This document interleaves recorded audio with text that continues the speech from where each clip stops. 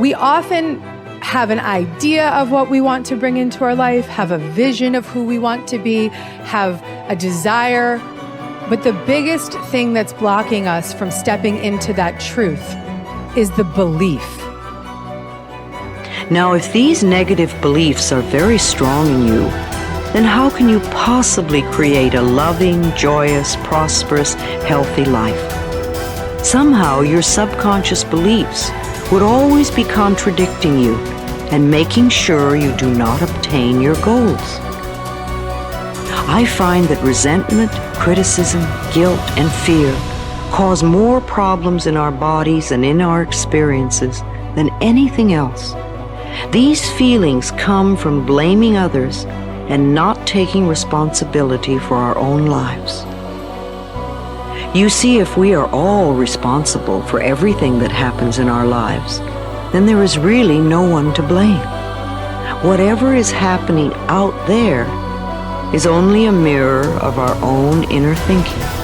When we have a problem, a difficulty, a struggle that is located inside, and we're looking for the solution outside, someplace outside of ourselves. It would be like going to the doctor and telling him all of your symptoms. The doctor says, oh boy, you've got a lot of symptoms. And he starts writing out prescriptions. You need a prescription for this symptom, you need a prescription for that symptom.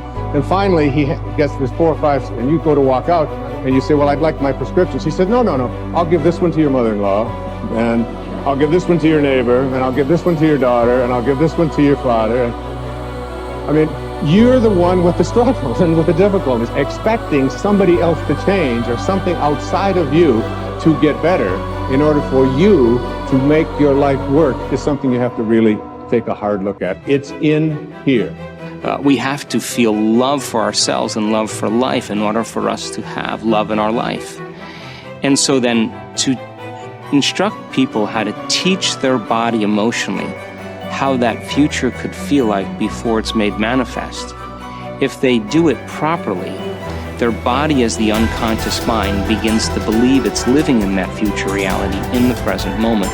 And they're beginning to signal new genes in new ways that begins to change their body to look like the event has already occurred. So we need new ways of thinking, new ways of living, and it comes down to something very simple. The most simple is about love. The bottom line, do we love ourselves enough to live our lives in a way that gives our bodies what they need to do what they know how to do really well? Do we love ourselves enough to live and to think in a way that allows the best version of ourselves and the best versions of our families and communities to come forward? So when you stand in this place of knowing that if this time-space reality has created within you a desire for something, this time-space reality will deliver the goods to you.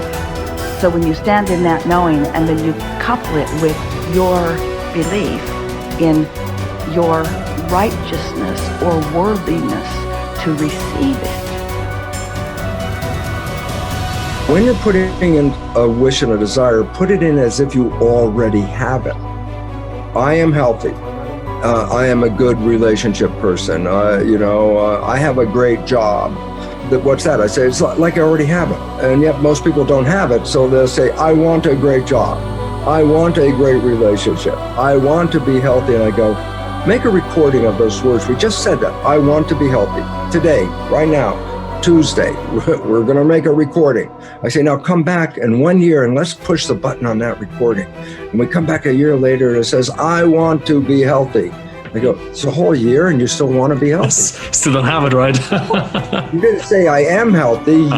All you're emphasizing, I have a desire to be healthy. I want to be healthy. I have a desire to be healthy. I go, you can have that desire the rest of your life. You're not going to get healthy. You want to be healthy, you say, I am healthy. But then you look and say, yeah, but in reality, I'm sick. And I go, no. The function of the mind is to take the program and turn it into reality. So if I am sick, but I put a program in, I am healthy, the mind looks, like, well, wait a second, the program is I am healthy, but the body is not healthy, so what's the function of the mind? Create health in the body. It doesn't change the program, it changes the body. And so the idea is this, every time we put a program in, it has to be as if you already have it, in spite of the fact you could be dying of cancer. I go, I am healthy. It sounds kind of weird. And I go, don't worry about it. Just put it on I am healthy, because once it is a program, the function of the mind is to manifest it as reality. Mm-hmm. That's the part. And so my little caveat, you brought it up, I'm emphasizing it, and that was simply this, that whatever you're downloading, you have to say it as if you already have it. Because if you put a future tense on it, I will, I want, I say, if you record that, that means you will always want to have it. I will do this. You won't get there. So I just wanted to bring that in, because if we're making a program, then you must make sure it says as if you already have it, in spite of the fact you don't. Top people look for the good in every situation. They know that it is always there. No matter how many reversals and setbacks they experience, they expect to get something good out of everything that happens to them. They believe that every setback is part of a great plan that is moving them inexorably toward achieving the great success that is inevitable for them. If your beliefs are positive enough, you will seek the valuable lesson in every setback or difficulty. You will confidently believe that there are many things that you have to learn on the road to achieving and keeping your ultimate success. You therefore look upon every problem as a learning experience. Napoleon Hill wrote, "Within every difficulty or obstacle, there is the seed of an equal or greater advantage or benefit." With this kind of an attitude, you benefit from everything that happens to you, positive or negative, as you move upward and onward toward achieving your major definite purpose. There is a law of reversibility in psychology and metaphysics that says you are more likely to act yourself into feeling a particular way than you are to feel yourself into acting. What this means is that when you start off, you may not feel like the great success that you desire to be. You will not have the self-confidence that comes from a record of successful achievement. You will often doubt your own abilities and fear failure. You will feel that you are not good enough, at least not yet. But if you act as if you were already the person you desire to be, with the qualities and talents that you desire to have, your actions will generate the feelings that go with them. You will actually act yourself into feeling the way you want to feel by the law of reversibility. If you want to be one of the top people in your business, dress like the top people, groom like the top people, organize your work habits the way they do. Pick the most successful people in your field and use them as your role model. If possible, go to them and ask them for advice on how to get ahead more rapidly. And whatever advice they give you, follow it immediately. Take action. When you start to walk, talk, dress, and behave like the top people, you soon begin to feel like the top people. You will treat other people like the top people do. You will work the way the top people work. You will start to get the results that the top people get. In no time at all, you will be one of the top people yourself.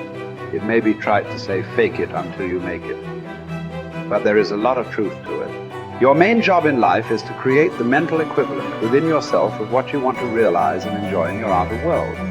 Your focus must be on creating the beliefs within yourself that are consistent with great success you want to be in your outer world. You achieve this by challenging your self-limiting beliefs, rejecting them, and then acting as if they did not exist.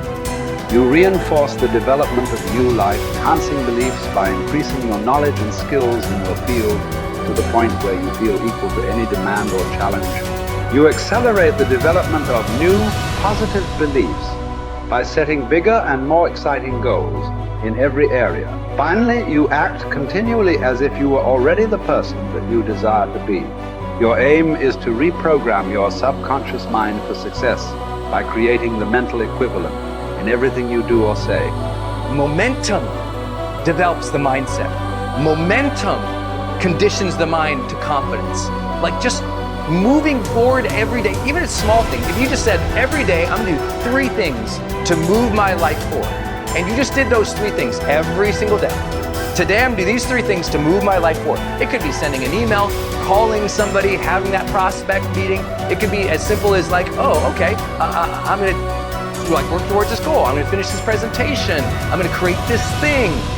Whatever it is for you, do that thing. Maybe it's like, oh, today I'm gonna work out today. Great, you worked out. Your mind goes, I said I was gonna work out, I worked out. I developed a little more confidence because you were congruent with your intentions. See, action is what makes us congruent with our intentions, right? That old thing you've heard me say, if you've been studying my work for a long time, intention without initiative is just sorry hopes. It really is. Intention without initiative is just sorry hope. You have to apply yourself again. And I know you already know this. Listen, a lot of people watching this, you're already a confident person. Okay, what's the next level of action that will raise you up to the next level of success?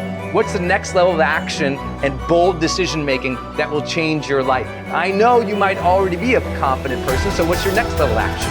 Well, Brendon, I already feel confident going up and talking to a person. Great, now go up and talk to 4 people. Good job. Okay, well, Brendon, I already feel good, trying to put out this message. Great, do it again, be more vulnerable. Oh, Brendon, I already feel good, I started the business and I built to this. Great, double the business, let's see you do it.